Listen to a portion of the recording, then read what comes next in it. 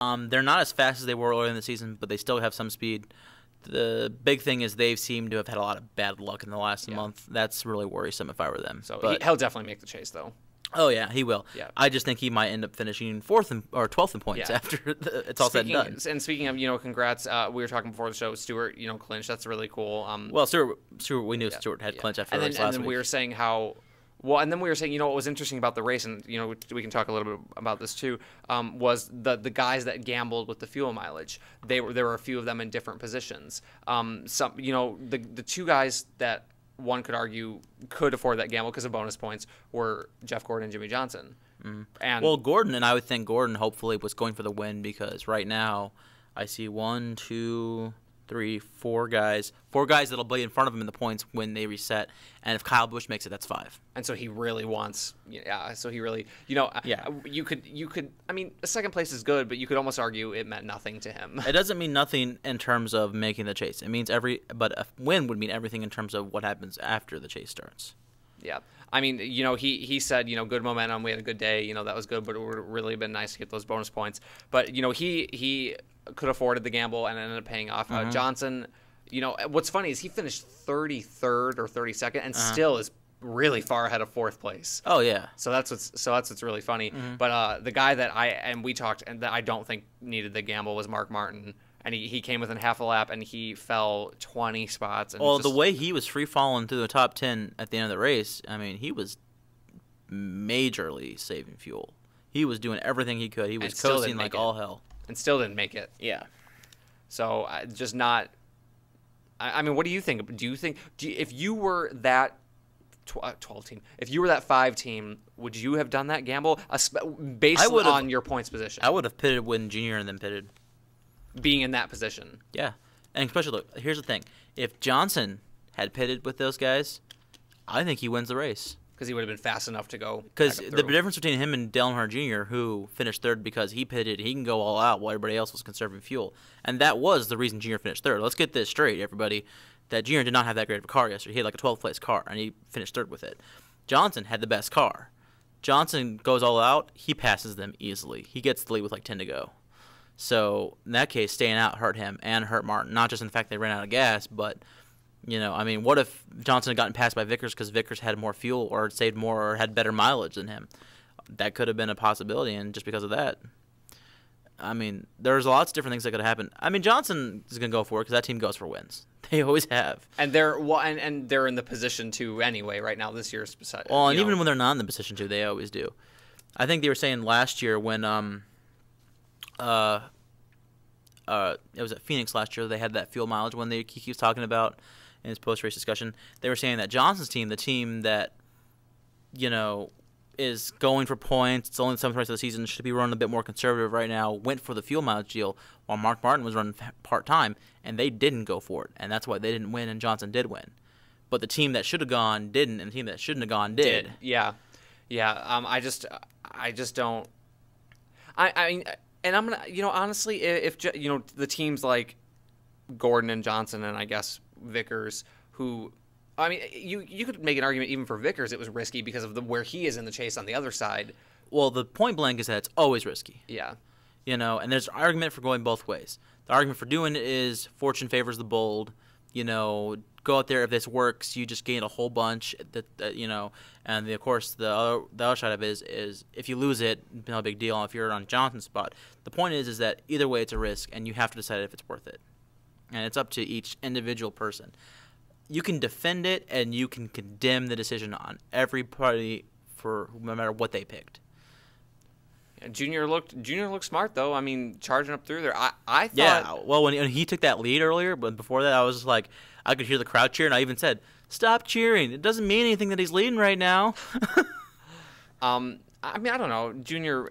I don't think he would have finished 3rd, but I think he would have maybe squeaked out a top 10. I was hoping just for a top 10, and he got a top 5, and that was great. And I could not walk away from the TV the last 20 laps on just the outside chance that those guys ran out. I didn't really believe they would.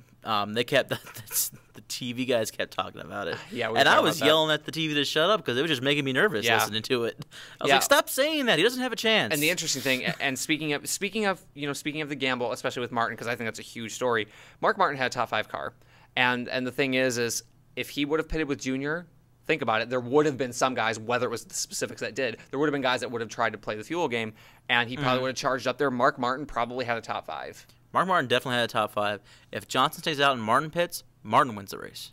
Because Martin had that good of a car. Martin's car was good enough that he could almost run with Johnson. Yeah. And so if Johnson's saving fuel, he flies right by him. Because if Jeff Gordon would have come back too, I think Jeff Gordon would have gotten back up there, but he wasn't as good as Martin. He was a little bit less than Martin. Gordon was definitely a top 5, and he got top 5 anyway, but...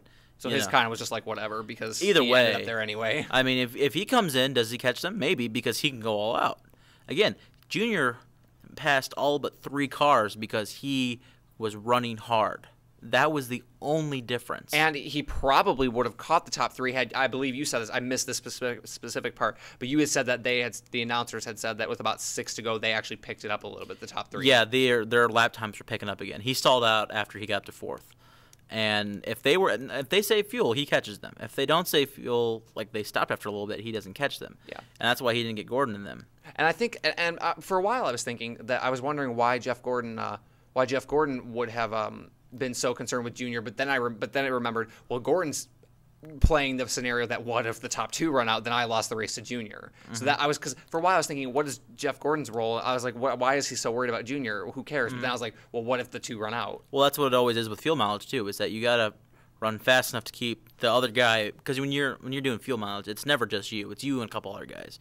Run fast enough to hold those guys off, but run slow enough that you don't burn off all your gas. And it's a hard thing to do. It's not easy. I wonder again if Johnson picking it up those last 6 laps is what cost him. I'm willing to bet. And I'm also willing to bet that I honestly do not think the 48 gets as good fuel mileage as other teams. Because of maybe his driving style? Because, I mean, him and the 24 are the same, though. I don't know about driving style. Well, are their engines tuned the same? Yeah, you said that before, yeah. I mean, that's the big difference, too. Roush has always been known, I mean, before he partnered with Yates, Jack Roush's teams are always known for having great fuel mileage and handling really well and not having that power. If Hendrick's putting down great power, they might not have as much in terms of fuel mileage. Yeah. Which is, just how it is. And, look at this. Martin and Johnson ran out. Gordon saved enough. Junior didn't have to worry about it.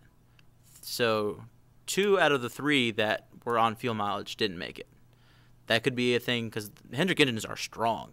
That could be it right there. Yeah. And like I said, of course, we'd be crazy to not insinuate that the driver has something to do with it, which that's not what we're saying. He does have something to do with it. Well, that's why I said that Jeff Gordon, when that happened and I was watching it, that's why I actually said to myself in my room, I was like, I know that Jeff Gordon's going to make it. I get nervous, of course, but Jeff Gordon has proven over the years to me that he does something that gets him the way he does it. And we were talking. I don't think of Gordon just because I don't know. I guess he doesn't win a whole lot of races that way. Because I think of Newman first. Yeah. I don't know where Newman finished yesterday, but that's just who I think of when it comes down to fuel mileage gambles. But he didn't seem to be a contender yesterday anyway. In fact, Newman got really lucky because there were so many times during that race where they were running, he was looking to be like 12th in points, like 13 or something ahead of everybody. So he's lucky that he's not the guy right there. And another guy that had some bad luck that rebounded a little bit was Montoya. He ended up 19th.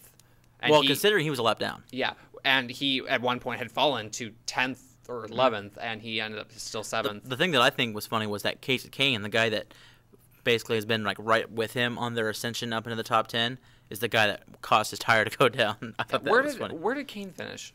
I'll have to look it up. I'm not sure off the top of my head. All right, do you have the I'm looking at the points right now. Did he stay the same in points? He's 8th, and Montoya is 7th. Is that and where there's they were 3 before? points behind. There's 3 points between them. Okay. Yeah, they were there before because it doesn't show the up or down. Which really means nothing because actually, if they reset, Kane will gain a spot on Montoya. That is correct. So there are only 2 in the top 12 that don't have a win. Biffle and. Hold on, I just. Sorry. I'm changing to the Kane finished 11th yesterday. That's what I was looking at. Okay. So I'd also like to point out real fast that with his 3rd place finish yesterday, Junior leaped 4 spots in the standings to 21st in front of a certain driver who I will not name. Who finished 12th? Yes, who finished 12th. I hope you're listening, Kyle. But yes, the drivers that have not won a race: Carl Edwards. Yeah, and Biffle. Montoya, Newman, and Biffle. If Boyer makes it, he'll be another one, but I really don't think Boyer will make it either. So, I mean, see, it's just very interesting the way, I don't agree with the way they have the point system with the seating the way it is, but it's very interesting because look at it.